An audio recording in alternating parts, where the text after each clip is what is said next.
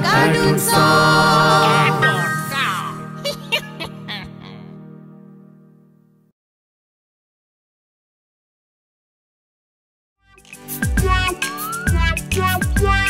দাঁত পরীক্ষা হবে, শোনো তোমরা সবে, স্কুলে কাল আসবেন দন্ত চিকিৎসক।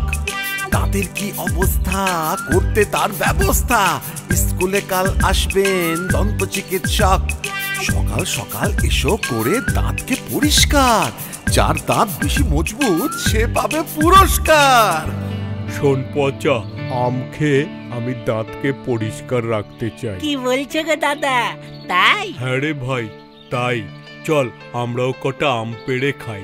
যা তো একটা মই নিয়ে আয়, দেখ কেমন আম পারি তাড়াতাড়ি। পুরো ব্যাপারটা পেছন থেকে দেখছিল হাঁদা। মনে মনে সে বলে, আম খেয়ে দাঁত পরিষ্কার করবি? করাচ্ছি। আম বাগানের মালিককে খবর দিচ্ছি। দাঁত পরিষ্কার নয়, ওই দাঁত ভাঙার ব্যবস্থা করছি।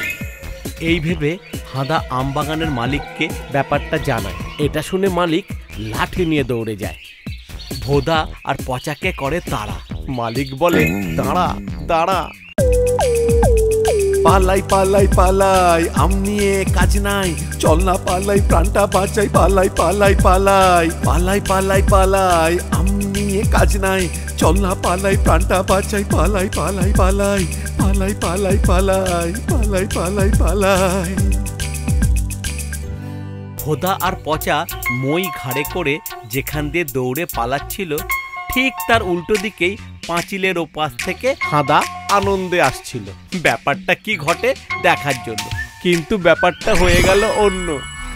তারপর